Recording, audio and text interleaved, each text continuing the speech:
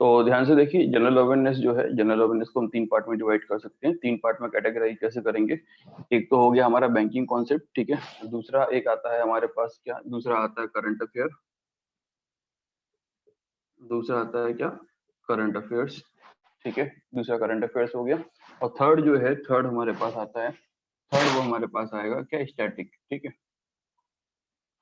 तो current affair जो है हमें आजकल 6 मंथ का पढ़ना होता है एग्जाम से, जब कि एग्जाम होगा उससे पहले का 3 महीने, 6 मंथ का करंट अफेयर हमको पढ़ना होता है, ठीक है। 6 मंथ का करंट अफेयर हमको पढ़ना होता है। दूसरी चीज यहाँ पे क्या होती है कि स्टैटिक वाला पार्ट मतलब क्या होता है, स्टैटिक मतलब होता है डैम, डेज, कैपिटल, करेंसी, इसको बोल देते हैं हम लोग, स्टैटिक बोल देते हैं, ठीक है। और ये हमारा एक होता है बैंकिंग कॉन्सेप्ट। बैंकिंग कॉन्सेप्ट मतलब जो कि मैंने आपको बताया है कि करंट मतलब अकाउंट्स क्या होते हैं, बैंक क्या है, आरबीआई क्या है, इसके बारे में होता है, ठीक है। तो हम लोग पहले फोकस करने वाले हैं बैंकिंग कॉन्सेप्ट की तरफ, ठीक है। करंट अफेयर स्टैटिक के बारे में हम बाद में डिस्कस करेंगे। अब देखते हैं यार बैंकिंग कॉन्सेप्ट जो है, तो बैंकिंग कॉन्सेप्ट में भी हम लोग देखेंगे कि सबसे पहले देखेंगे बैंकिंग हिस्ट्री, ठीक है ना। बैंकिंग कॉन्सेप्ट में भी हम लोग क्या देख रहे हैं पहले, बैंकिंग हिस्ट्री। तो बैंकिंग हिस्ट्री क्या बोलती है वो देखो यार, बैंकिंग हिस्ट्री, ठीक है। बैंकिंग हिस्ट्री को स्टार्ट करते हैं बिल्कुल सिंपल वे में। एक्चुअली क्या होता है कि जब ब्रिटिशर्स आए थे, ठीक है, जब कौन आए थे, ब्रिटिशर्स आए थे। तो ब्रिटिशर्स में क्या था, जो उनकी कंपनी थी, तो कंपनी के अंदर कुछ लोगों के आपस में इन्होंने ग्रुप बना रखे थे, ऐसे एज लाइक बीसी, आपने देखा होगा बीसी ऐसे वर्क करते हैं। ऐसे क्या होता है कि ग्रुप बना रखे थे, उस ग्रुप में क्या होता था, लोग अपनी सेविंग्स को एक तरफ इकट्ठा करते थे और जिसको रिक्वायरमेंट होती थी वो सेविंग उसको मिल जाती थी। तो जो उस सेविंग को लेता था या जिस अमाउंट को लेता था वो इंटरेस्ट पे करता था, और जिसने वो सेविंग वहां पे डिपॉजिट किया उसको क्या मिलता था, उसको वो इंटरेस्ट मिलता था। मतलब जो देगा, जो जमा करेगा उसको क्या मिलेगा, इंटरेस्ट मिलेगा बदले में। और जो मतलब बोरो करेगा उसको इंटरेस्ट पे करना पड़ेगा। तो यही कॉन्सेप्ट आज के टाइम में हमारे बैंक में भी होता है। जैसे आप देख सकते हो, सबसे पहले इंपॉर्टेंट बताती है व्हाट इज द बैंक, ठीक है। तो बैंक का कॉन्सेप्ट वहीं से स्टार्ट होता है हमारे यहाँ। What is the bank, bank क्या होता है, ठीक है। तो बैंक के बारे में कैसे बताएंगे, तो इंपॉर्टेंट बात ये है बैंक क्या होती है, बैंक की डेफिनेशन क्या है, ठीक है। तो बैंक की डेफिनेशन के बारे में हम बात करेंगे तो सिंपल सी लैंग्वेज में आपको बोलना है, bank is a financial institution which accept deposit and lends money to the needy person। बस ये एक लाइन की पूरी डेफिनेशन है। तो bank is a financial institution which accept deposit and lends money to the needy person, ठीक है, clear हो गया। तो इतनी डेफिनेशन है, ये बेसिक डेफिनेशन है, यही प्राइमरी फंक्शन है इसका बैंक का। अपार्ट फ्रॉम दैट आज के टाइम में जो भी बैंक करती है वो सब एडिशनल हो गए हैं, क्योंकि एडिशनल इनकम कमाने के लिए, ठीक है। चलो अब थोड़ा आगे आते हैं, देखते हैं बैंक के बारे में। तो देखेंगे पहला बैंक हमारे यहाँ कौन सा आया था। तो देखो दो पार्ट में हम देखते हैं यहाँ पे इसको, ठीक है। इंडिया में जो पहला बैंक आया था वो आता था बैंक ऑफ हिंदुस्तान, ठीक है। कौन आया था, bank of Hindustan, bank of Hindustan. ये 1770 में आया था। इसको हम बोलते हैं क्या, इंडिया का पहला बैंक। मतलब इंडिया का पहला बैंक कौन सा माना जाता है, इंडिया फर्स्ट बैंक माना जाता है इसको। मतलब इंडिया में पहला खुलने वाला बैंक कौन सा था, बैंक ऑफ हिंदुस्तान। एंड क्या है, established by Alexander and company, ठीक है, अलेक्जेंडर एंड कंपनी, ठीक है। अलेक्जेंडर एंड कंपनी ने इसको एस्टेब्लिश किया था, ठीक है। बाद में क्या हुआ, बाद में ब्रिटिशर्स ने इंडिया को 3 प्रेसिडेंसी में डिवाइड किया था। और 3 प्रेसिडेंसी मतलब आपको याद होगा I think, Bengal, Bombay and Madras. और उन प्रेसिडेंसी को रन करने के लिए एक तरीके के वहां पर एक सेंट्रल बैंक स्टैब्लिश किए थे। तो 3 सेंट्रल बैंक हमारे पास आए थे, मतलब उन प्रेसिडेंसी के लिए। तो कौन सा आया था, एक आया था देखो आप, बैंक ऑफ बंगाल, ठीक है, जो कि आया था 1806 में। इसी का नाम था पहले कोलकाता, बैंक ऑफ कोलकाता बोलते थे, बाद में इसको बैंक ऑफ बंगाल बोलने लगे। फिर क्या हो गया, बैंक ऑफ बॉम्बे, बॉम्बे, ये 1840 में आया। और बैंक ऑफ मद्रास, तो ये 1843 में आया। तो ये 3 बैंक हमारे पास आ गए, और इन तीनों बैंकों को जो नाम दिया गया, उन तीनों नाम को दिया गया कौन सा नाम, उनको दिया गया प्रेसिडेंसी बैंक। कौन सा बैंक, प्रेसिडेंसी बैंक। तो यही प्रेसिडेंसी बैंक्स कहलाते थे पहले, ठीक है। तो हम लोग हिस्ट्री में जो देख रहे हैं वही चीज देख रहे हैं जो हमारे काम की है, मतलब जो एग्जाम पॉइंट ऑफ व्यू से इंपॉर्टेंट है। अदरवाइज हिस्ट्री में बहुत कुछ है। दूसरी बात, अभी हिस्ट्री से ज्यादा क्वेश्चन नहीं आते, करंट ओरिएंटेड ज्यादा आती है, इसलिए ज्यादा उसमें डेप्थ में जाने की जरूरत नहीं है। जितना पढ़ा दूंगा उतने सी क्वेश्चन आ जाएंगे, अदरवाइज नहीं आएंगे। ठीक है, चलिए अब देखते हैं जरा जल्दी से आगे। देखो अब इसके बाद जो हमारे पास ये इंपॉर्टेंट बैंक आई थी, वो है कौन सी बैंक? अवध बैंक। कौन सी बैंक? अवध बैंक। ठीक है, वो है कौन सी? अवध बैंक। अब देखिए अवध बैंक क्या था वो देखो जरा। अवध बैंक जो है, अवध बैंक हमारे इंडिया में आई थी। ठीक है, कब आई थी ये? 1881 में। इसको हम बोलते हैं क्या? First Indian bank. First Indian bank. ठीक है, इतनी बात है। लेकिन इसके आगे क्या है? With limited liability. Limited liability. ठीक है, with limited liability. To be managed by, to be managed by Indians. मतलब क्या हो गया कि इंडियंस के द्वारा मैनेज करने के लिए इसके पास लिमिटेड लाइबिलिटी थी। मतलब एक तरीके से बोल सकते हैं इनके पास, इंडियंस के पास फुल्ली राइट उसके अवेलेबल नहीं थे, इसलिए इसको हम पहला इंडियन बैंक बोलते हैं। बट इंडियंस की बात मतलब purely, it is not purely manage by the Indians. ठीक है, और इसमें जो करेंसी भी थी वो कुछ इंडियन करेंसी थी, कुछ फॉरेन करेंसी भी थी। इसी बीच में, इसी बाद में क्या हो गया हमारे पास 1895 में आ गया पीएनबी। कौन आ गया यहाँ पे? PNB, Punjab national bank. ठीक है, कौन सा आ गया? Punjab national bank, PNB. 1895 में आया। इसको हम बोल देते हैं first fully Indian bank. First fully Indian bank. ठीक है, या इसको बोल देते हैं purely managed by Indians. Purely managed by Indians, so that's why it is called fully Indian bank. ठीक है ना? सो there should be clarity between India's first bank, that means the bank which is opened first time in the India. ठीक है, doesn't matter which is managed by the Indians or Britishers. ठीक है, but in the in case of the Indian bank that means it is managed by the Indians. ठीक है, clear हो गया इतना? चलिए अब आगे आते हैं। अब जरा ध्यान से देखोगे आप तो ये हो गया। इसके बाद जो इंपॉर्टेंट बैंक आए, तो यहाँ तक के लिए हमारा एक तरीके से पूरा ये 1800 तक का फेज खत्म होता है। उसके बाद जो हमारा सेकंड फेज आता है उसमें सबसे इंपॉर्टेंट बैंक आता है हमारा आरबीआई। तो आरबीआई जो आया था 1935 में आया था। आरबीआई कब आया था? 1935 में आया था।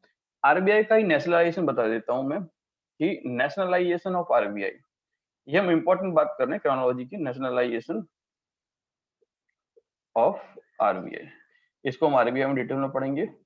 1949 में हुआ। ठीक है, नेशनलाइजेशन कब हुआ? 1949 में हुआ। उसके बाद हमारे यहाँ सबसे इंपॉर्टेंट बैंक आ गया एसबीआई। ये आया था 1955 में। तो इस तरीके से आप देख रहे होंगे ये हमारे मोस्टली इंपॉर्टेंट बैंक यहाँ पर आ गए हैं। ठीक है, तो ये आप देख रहे होंगे यहाँ पे कि बैंक ऑफ हिंदुस्तान 1770 में आया। ठीक है, उसके बाद आपका बैंक ऑफ बॉम्बे मद्रास, फिर अवध बैंक। ठीक है, उसके बाद पीएनबी, फिर उसके बाद आरबीआई, और आरबीआई का नेशनलाइजेशन, और एसबीआई। क्लियर? तो मुझे लगता है यहाँ तक कोई दिक्कत नहीं है। ठीक है, इसका जल्दी से स्क्रीनशॉट ले लो। ठीक है, जल्दी से इसका स्क्रीनशॉट ले लीजिए। अब थोड़ा आगे आते हैं। अब हमारे पास दो बातें आती हैं। दो बातें क्या है वो देखो जरा। बैंकों का क्या हुआ है? पहले तो क्या हुआ कि बैंक थी, बैंक ओपन हुई, और उसके बाद क्या हुआ? बैंक ज्यादातर क्या थी? प्राइवेट ओन थी। ज्यादातर बैंक क्या थी? प्राइवेट ओन थी। की वजह से उनमें एक प्रोसेस हुआ हमारे इंडिया में। कौन सा प्रोसेस हुआ वो हम देखते हैं। हमारे एक प्रोसेस हुई थी, उस प्रोसेस को हम बोलते हैं नेशनलाइजेशन। क्या बोल देते हैं? नेशनलाइजेशन। ठीक है, तो हमारे एक प्रोसेस जो है नेशनलाइजेशन है। तो इंडिया की हिस्ट्री में नेशनलाइजेशन हुआ। अच्छा, एक बात का ध्यान रखो, नेशनलाइजेशन का सेंस क्या है? आरबीआई का एक अलग है, बाकी कमर्शियल बैंक्स का अलग नेशनलाइजेशन है। ठीक है, तो हम कमर्शियल बैंक के बारे में बात कर रहे हैं, तो नेशनलाइजेशन को मैं डिटेल में बाद में पढ़ाऊंगा। नेशनलाइजेशन का सिंपल सा मीनिंग ये होता है कि प्राइवेट ओन बैंकों को, बैंकों की शेयर्स 51% से ज्यादा गवर्नमेंट अपने बढ़ा देती है और गवर्नमेंट उसकी ओनर बन जाती है। तो नेशनलाइजेशन मतलब प्राइवेट ओन से गवर्नमेंट ओन बनाने की प्रोसेस को नेशनलाइजेशन बोलते हैं। और इसी को देखते हुए हमारे जो फॉर्मर क्या बोलते हैं प्राइम मिनिस्टर थी इंदिरा गांधी जी, तो उन्होंने इसको किया था। तो हमारे यहाँ 2 फेज में हुआ था, 1969 में और 1980 में। तो अगर देखा जाए तो हमारे यहाँ टोटल नेशनलाइजेशन 3 टाइम हुआ है, बट नेशनलाइज्ड बैंक का, या हम बोल सकते हैं कमर्शियल बैंक का, केवल क्या हुआ है, 2 बार हुआ है, ठीक है ना। और 2 बार जो हुआ है, पहले 14 बैंक्स का हुआ है और फिर हुआ है हमारा उसके बाद 6 बैंक्स का हुआ है। इसी के कंटिन्यू में हमारे देखो पहले क्या हुआ, बैंक ओपन हुए, बाद में बैंकों का नेशनलाइजेशन हुआ, फिर बाद में बैंकों की मर्जिंग शुरू हो गई। क्या शुरू हो गई, मर्जिंग। अब मर्ज होना शुरू हुए। तो मर्ज होना शुरू हुए तो पहला बैंक जो मर्ज हुआ था वो 1993 में मर्ज हुआ था। क्या हुआ था कि न्यू बैंक ऑफ इंडिया, एक बैंक ऑफ इंडिया भी चल रहा है लेकिन न्यू बैंक ऑफ इंडिया भी था, न्यू बैंक ऑफ इंडिया नाम का बैंक मर्ज हो गया था पीएनबी में। तो आप देख रहे होंगे कि एक्चुअली में जो बैंकों का नेशनलाइजेशन हुआ था तो वो बैंक क्या कहलाते थे, नेशनलाइज्ड कहलाते थे। तो इस समय नेशनलाइज्ड बैंक कितने थे यहाँ पे, यहाँ पे कितने थे, 20 थे। कौन, नेशनलाइज्ड बैंक, नेशनलाइज्ड, ठीक है, बैंक। मर्ज होने के बाद यहाँ कितने हो गए, 19 हो गए। बाद में क्या हुआ फिर देखो जरा, फिर आगे आओ जरा, आगे क्या होता है, फिर 2017-18 के आसपास जो है आप देखोगे, विजया और देना बैंक दोनों भी मर्ज हो गए थे, किसमें, बैंक ऑफ बड़ौदा में। तो 2 बैंक फिर कम हो गए, कितने बच गए, 17 बैंक बच गए, ठीक है, 17 बैंक बच गए। फिर क्या हुआ, फिर तीसरा जो भी मेगा मर्जिंग हुई, आप देख रहे हो 2020 से इंप्लीमेंट हो गई वो, 19 में अनाउंसमेंट किया था। 6 बैंक मर्ज हो गए, कितने बैंक में, 4 बैंक्स में। तो आप देख रहे हो यहाँ पे 4 बैंक, 6 बैंक और माइनस हो गए, तो 6 माइनस हो गए मतलब 11। तो आप देख रहे होगे यहाँ पे कि नेशनलाइज्ड बैंक कितने हो गए, तो नाउ या at present total nationalised bank, nationalised, nationalised क्या है, बैंक कितने हैं, 11। लेकिन public sector bank, PSB, public sector bank मतलब कितने, 11 nationalised bank plus 1 SBI. SBI not nationalised bank, it is public sector bank. ऐसा क्यों, इसके बारे में बाद में बताएंगे। तो पीएसबी कितने हो गए यहाँ पे, 12 हो गए। एक कंफ्यूजन वाली बात जो है वो यहाँ पे मैं क्लियर करना चाहता हूँ। कंफ्यूजन वाली बात क्या है वो जरा ध्यान से सुनो। एक्चुअली में जो टोटल हमारे क्या है, 12 पब्लिक सेक्टर बैंक है, ठीक है।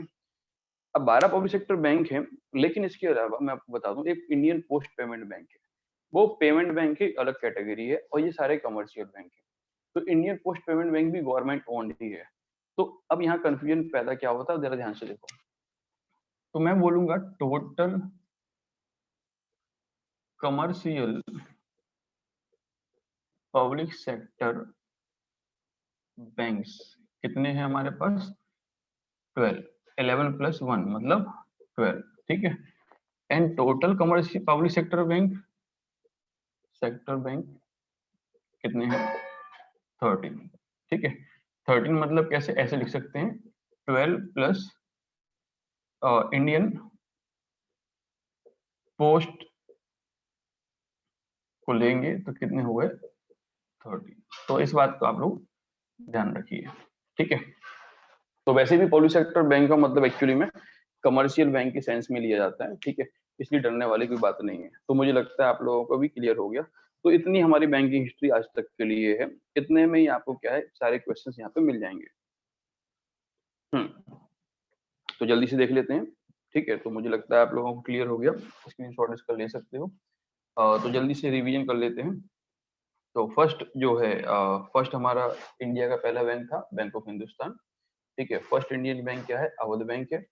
फर्स्ट फुल्ली इंडियन बैंक जो है, फर्स्ट फुल्ली इंडियन बैंक जो है वो हमारा कौन सा हो जाता है, फर्स्ट फुल्ली इंडियन बैंक कौन सा, पीएनबी हो जाएगा। उसके बाद फिर क्या हुआ, आरबीआई आया 1935 में, एसबीआई 1955 में आया, नेशनलाइजेशन ऑफ आरबीआई 1949 में हुआ।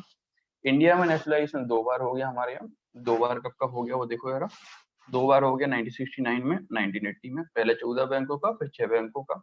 इस तरीके से 20 नेशनलाइज्ड बैंक बनी थी, जिसमें से एक बैंक मर्ज हो गई new bank of India PNB में। तो कितने बन गए यहाँ पे, 19 बन गए थे। फिर बाद में विजया और देना को बैंक ऑफ बड़ौदा में मर्ज कर दी, 17 हो गए। फिर 6 बैंकों को 4 बैंकों में मर्ज किया, 11 हो गए।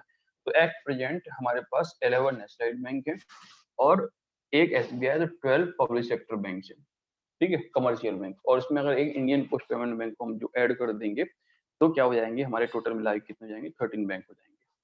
क्लियर हो गया यहाँ पे? तो मुझे लगता है यहाँ तक कोई डाउट नहीं है, ठीक है, चलिए।